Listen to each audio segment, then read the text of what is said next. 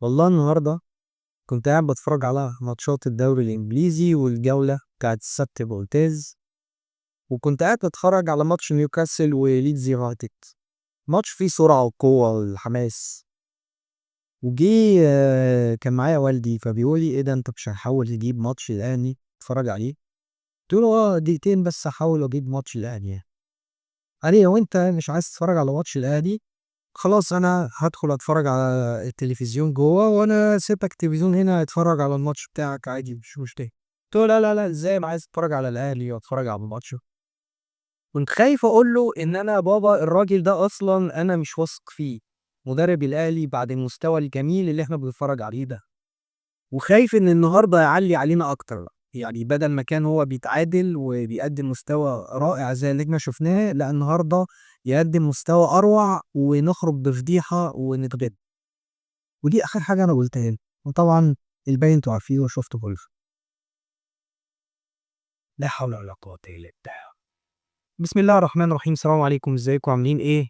يا رب تكونوا دايمًا بخير، وأنا مش هاطوّل كلام كتير أوي على ماتش الأهلي وبيراميدز، لإن ما فيش كلام يتقال، يعني حقيقةً ما فيش كلام يتقال. مستوى زي الزفت، إدارة لماتش زي الزفتين، لعيبة يعني لا تستحق. أنا مش هاشتم حد ولا هاغلط في حد ولا أقول أي حاجة من الكلام اللي ممكن يبقى واحد مشجع أهلاوي طالع بيقوله علشان يطلّع غضبه على العك والقرف يعني التلوث البصري اللي الواحد شافه النهارده في ماتش الأهلي وبيراميدز. أنا هاقول إن اللعيبة ما عندهاش روح، لعيبة مش عارفة قيمة التيشيرت اللي هي بتلعب بيه، مدرب لا يفقه شيء عن أي حاجة في كرة القدم، إدارة فشلت بكل المقاييس خلال الفترة اللي فاتت، من إن هي تتعامل مع ملف كولر في إن هي كانت تقيله بدري وتجهّز مدرب جديد، فشلت إن هي تتعامل مع يعني حدث كبير زي كأس العالم للأندية وراحت تجيب الأشارجي ده اللي مش هاقول عليه مدرب، أقسم بالله ما ينفع مدرب. فشلت إن هي أصلًا تبقى بتتعامل مع إن النادي الأهلي جاب صفقات ودفع فلوس علشان خاطر الأهلي يبقى خلاص هو مسيطر على الكورة سواء أفريقيًا أو محليًا. أنا يعني بكل أدب واحترام لإدارة النادي الأهلي بقيادة الكابتن محمود الخطيب، إحنا بنشكركم على كل حاجة أنتم قدمتوها للنادي، بس يا جماعة كفاية عليكم كده. شكرًا، كفاية عليكم كده. الموضوع مش هيبقى بس إقالة ريبيرو لإن ده أمر مفروغ منه، يعني الموضوع إحنا ما ينفعش نفضل نتكلم في الكلام ده، ما ينفعش نتكلم في كلام إن ريبيرو يقعد والّا يمشي، ده يعني ما ينفعش يبقى ده منطق الحوار. ريبيرو يمشي لأ خلاص الموضوع ينتهي خلاص شكرًا على كده، وأنا قُلت اللي اتفرج على الفيديو بتاع المرّة اللي فاتت، أنا قُلت هنستنى عليه ماتشين بس أنا عارف إن هو مش هيعمل حاجة. وأنا من الأول مش مقتنع بيه، فأنا خلاص تمام، حلو أوي لحد كده، مع ألف سلامة يا ريبيرو. بس كمان الإدارة لازم تبقى معاها ألف سلامة. حد يقول لي طب والإدارة ذنبها إيه دي وفّرت لعيبة؟ لا يا باشا، الإدارة عملت أخطاء كتير. فاكرين يا جماعة سواريش؟ ما هو نفس سوري، نفس النوعية دي. برضه مدرب ما حدش يعرف عنه حاجة، وجابوه قال لك ده مدرب وعنده بيبني مشروع وبتاع ومش عارف إيه، تمام الكلام ده كله، وكان المستوى هزيل وسيء وحاجة ما يعلم بيها إلا ربنا. نفس النوعية، هم نفس الإدارة اللي بتتدخل وقال لك منظومة الكورة ولجنة الكورة وهنجيب وهنخطط وهنعمل، وقاموا رايحين جايبين البقف ده. هم جابوا كولر جه عمل بطولات كتير ما حدش يقدر ينكر، ولكن جه في الآخر كان عليه علامات استفهام كتير، وكان لازم تبدأ تاخد خطوات ناحية إن هو تشكره باحترام وخلاص وتنهي التعاقد معاه.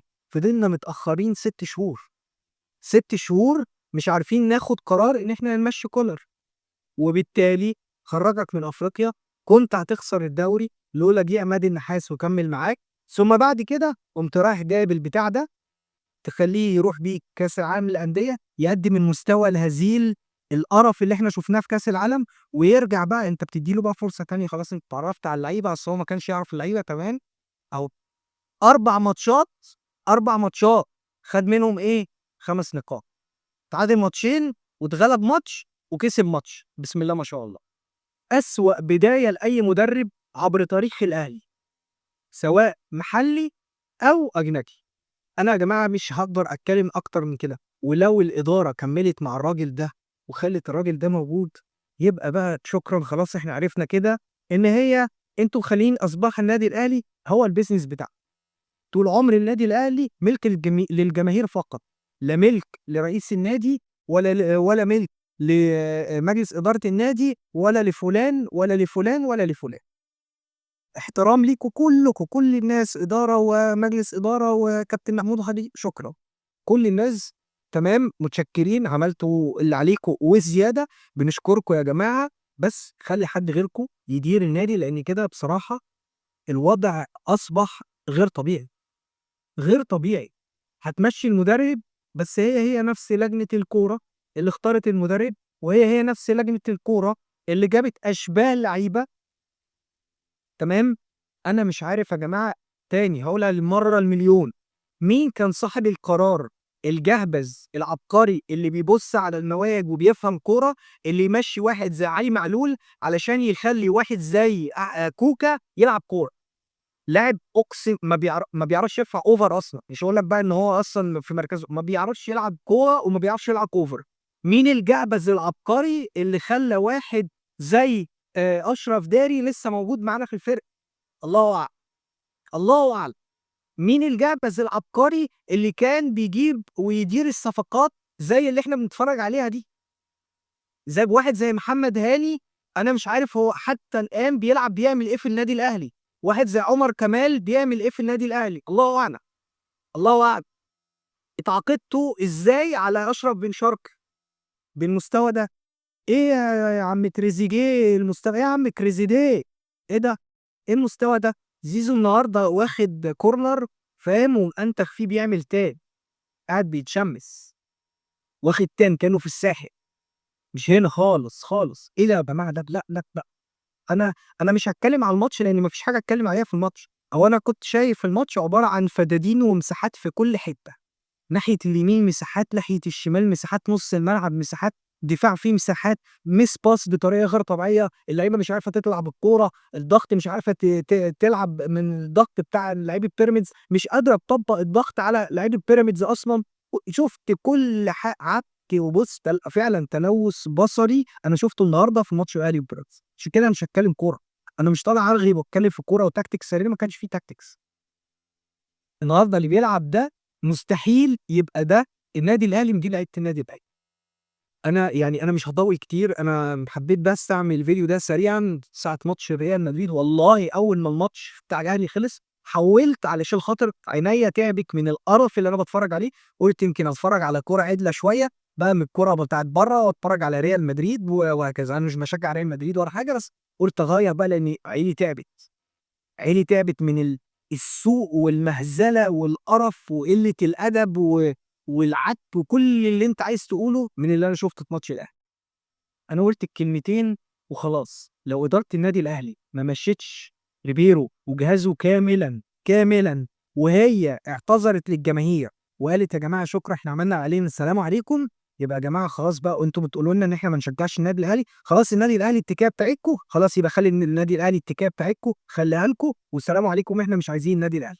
خلاص خلّي لكم بقى النادي الأهلي تديروه زي ما أنتم عايزين تديروه، وتشوفوا أنتم الوحيدين اللي بتفهموا في الكورة، وأنتم الوحيدين اللي فاهمين في مصلحة النادي الأهلي وخلاص، وخلّيها التكية بتاعة النادي الأهلي بتاعة الشلة اللي موجودة والمجموعة اللي موجودة هي تدير النادي الأهلي، وهي اللي تجيب الصفقات، وهي اللي تنزل تشجّع، وهي اللي تعمل كل حاجة، واعتبر الجمهور بقى مش معاكم خالص. ده أنا ما أقدرش أقول أكتر من كده، وأنا فعلًا، فعلًا أنا دمي محروق بطريقة غير طبيعية، بس بالتزم الأدب للجميع.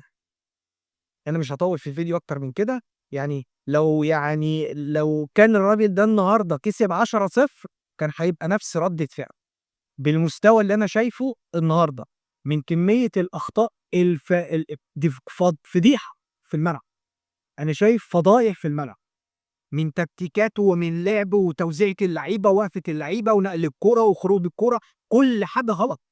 كل موبقات الكورة كانت موجودة النهارده في الملعب، كل شيء، بالأساسيين، باللي اتغيّروا، بكل حاجة، كل حاجة. أنا مش بالوم حتى واحد في اللعيبة، كله سيء، كل اللي لعب النهارده بس ما فيش واحد عِدِل في الماتش ولا لاعب. ده كان كلامي عن الأهلي وبيراميدز. أنا إن شاء الله أتكلم على كده. والله النهارده كنت هاتكلم على الجولة بتاعة الدوري الإنجليزي، بس للأسف ما عرفتش إن أنا أعمل الكلام ده، وما عرفتش إن أنا أتكلم على موضوع الجولة في الدوري الإنجليزي، وكان لازم أتكلم على الماتش ده بعد العك اللي أنا شُفته. بس بالنسبة للجولة إن شاء الله هنبقى نعمل فيديو عليها، وأكيد هنبقى نعمل فيديو بكرة عن ماتش ليفربول وأرسنال. سلام